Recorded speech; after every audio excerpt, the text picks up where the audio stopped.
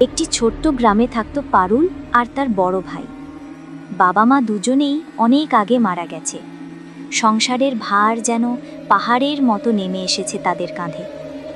ভাই রিক্সা চালিয়ে রোজগার করত, আর পারুল ঘরের যাবতীয় কাজ সামলাত।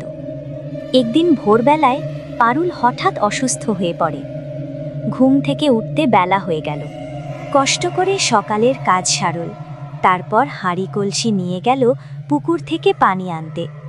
পুকুরে যেতে হলে একটা জঙ্গল পার হতে হয়। সেই জঙ্গলের পাশে এক বৃদ্ধার ঘর ছিল।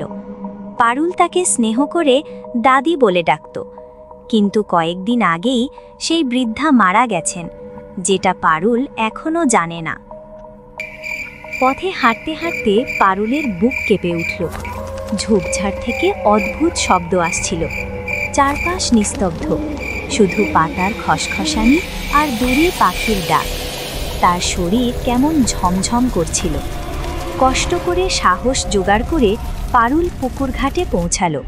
সিঁড়ির উপর দাঁড়িয়ে সে দেখল নিচের সিঁড়িতে সাদা শাড়ি পরা একজন বৃদ্ধা বসে আছেন। ধীরে ধীরে পানিতে হাত নাড়ছেন। পারুল ডাক দিল, দাদি, একটু সরবেন, আমি পানি নেব। কোনো সাড়া নেই। সে আবার ডাক দিল, আবারও নীরবতা। অবশেষে পারুল সাহস করে নিচে নেমে এসে বলল, দাদি, অনেক দেরি হয়ে গেছে, আমাকে যেতে হবে, একটু সরে বসুন। তবুও কোনো উত্তর নেই। পারুল বিরক্ত হয়ে বৃদ্ধার কাঁধে হাত রাখল।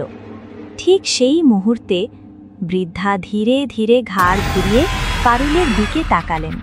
তার চোখ রক্ত লাল, ভয়ঙ্কর জ্বলজ্বল করছে। চেহারায় এক অদ্ভুত রাগ, যেন বহুদিনের ক্ষুধার্ত কোনো আত্মা তাকিয়ে আছে। পারুল ভয়ে কেঁপে উঠল, কিন্তু বৃদ্ধার চোখ একটি বারও পলক ফেলল না। নিঃশব্দে শুধু তাকিয়ে রইল পারুলের দিকে। কলস ফেলে দিয়ে পারুল দৌড় দিল। এরপর বৃদ্ধা মহিলাও পারুলকে তাড়া করল। দৌড়ে পারুল গেল দাদির বাড়িতে। দাদির ছেলের বউকে গিয়ে বলল, কাকি, দাদি কোথায়? আমি তো পুকুর ঘাটে দাদির মতো কাউকে দেখলাম, কিন্তু তিনি কোনো কথা বললেন না। কাকি অবাক হয়ে বলল, তোর দাদি তো ৩-৪ দিন আগেই মারা গেছে। এই কথাটা শোনা মাত্র পারুলের চোখের সামনে সব অন্ধকার হয়ে গেল। সে মাটিতে লুটিয়ে পড়ল, অচেতন হয়ে।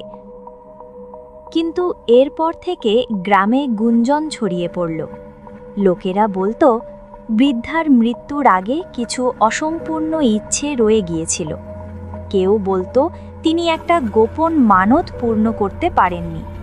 কেউ বলতো মৃত্যুর আগে তার সাথে অন্যায় করা হয়েছিল, তাই তার আত্মা শান্তি পায়নি। আর তাই পুকুরের ঘাটে গেলে এখনও শোনা যায় সাদা শাড়ি পরা এক বৃদ্ধা পানিতে হাত নাড়ছে।